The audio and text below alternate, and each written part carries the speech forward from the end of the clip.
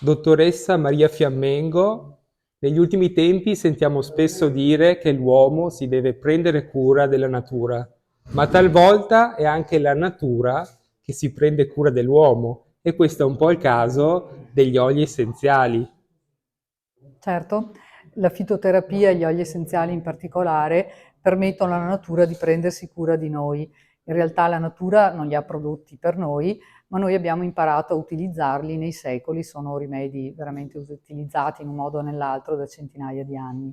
Ecco, diceva appunto nei secoli, quindi è una tradizione storica e se vogliamo ci sono anche degli aspetti curiosi di storia locale legata a questi rimedi naturali, no? Che rapporto ha il Veneto con questa tipologia di rimedi? Ecco, il Veneto ha il privilegio di avere uno dei primi farmaci, per modo di dire, ma per l'epoca era un farmaco, codificati, perché la Repubblica di Venezia ha utilizzato per anni la teriaca veneta. La teriaca è un prodotto composto da tantissime spezie, ma che la Serenissima ha imparato a codificare, dargli un nome, dargli una scadenza, erano 40 anni, un po' vecchiotta, ma meglio di niente, e poi veniva preparata in pubblico su permesso della Serenissima, su permesso del Doge da speziali autorizzati, senza imbrogli.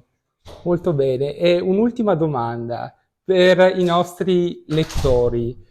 C'è qualche rimedio naturale, domestico che si sente di consigliare?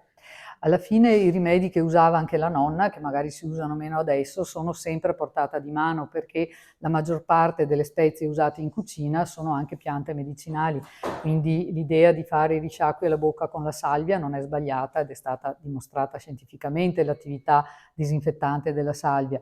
E il timo che uno può usare nell'arrosto può anche usarlo per fare i suffumigi, anche come pianta senza necessariamente usare il prodotto industriale. Grazie.